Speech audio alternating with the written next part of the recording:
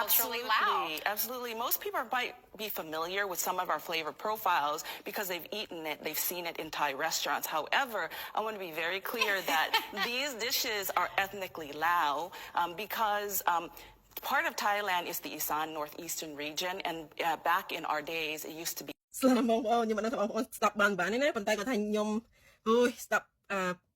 វីដេអូនេះហើយគឺខ្ញុំមានអារម្មណ៍ថាវាថាសុបាយចិត្តណាព្រោះអីបងប្អូននឹងស្រាប់ហើយយើងមិនថាមិនតាមតែឥឡូវយើងមានចំនួនមួយពួកសៀមហ្នឹងណាហើយនឹងស្រាប់ហើយវាពួកជនជាតិចាវហើយវានឹងលួចទាំងរបស់របរមិនថាមហោបមិនថាបបធម៌មិនថានិយាយទៅសង្ឃថាលួចគេសឹងគ្រប់គ្នាមកឲ្យថាមកទូទាំងអាស៊ីហ្នឹងជាពិសេសប្រទេសនៅជិតវាហ្នឹង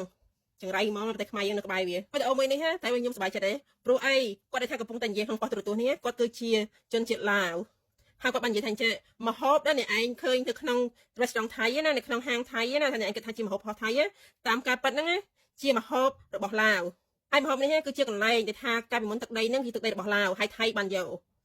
អូយខ្ញុំមិនដឹងគិតថាពួកថៃមិនដឹងវាក្តៅក្រហាយមិនទេឥឡូវហ្នឹងពួកអីយើងខាងកម្ពុជាយើងកំពុងតែចង់ទទួលអីថាយកមកវិញនៅវប្បធម៌របស់យើងមហូបរបស់យើងហើយនៅសម្លៀកបំពាក់របស់យើងឥឡូវហ្នឹងឡាវចាប់ចេញមកហើយបើចាំទេមើលទៅថៃគ្មានអីជារបស់របស់វាទេ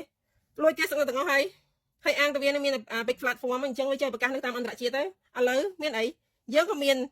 platform ដែរហ្នឹងថ្មីនេះខ្ញុំមិនដឹងថាបងប្អូនខ្ញុំអត់ទេឲ្យតែខ្ញុំ search រឿងស្អីគេកន្លែងទស្សនកិច្ចឬថាទេសចរអញ្ចឹងណាប្រទេសថៃគឺដូចថាវាបុកលុយមិនណាគឺវាឡើងមកមុនគេព្រោះប្រទេសវាឥឡូវកំពុងតែអន់ខាងផ្នែកទេសចរហ្នឹងឯងប៉ុន្តែខ្ញុំសប្បាយចិត្តដែលថាឥឡូវហ្នឹងជនជាតិដើមគឺគេទៅដើមយករបស់ដែលជារបស់គេទៅវិញបងប្អូនគិតមិនដែរអញ្ចឹងខ្ញុំដាក់ link វីដេអូហ្នឹងនៅក្រោម comment របស់ខ្ញុំណាហើយបងប្អូនជួយចុចមើលផងហើយមើលកន្លែង comment បងប្អូនខ្ញុំមើលឡើងសតរឿងពោះទៅពួកថៃពួកថៃចូល comment អញ្ចឹងណាចាំមើលបងប្អូនសប្បាយហ្មង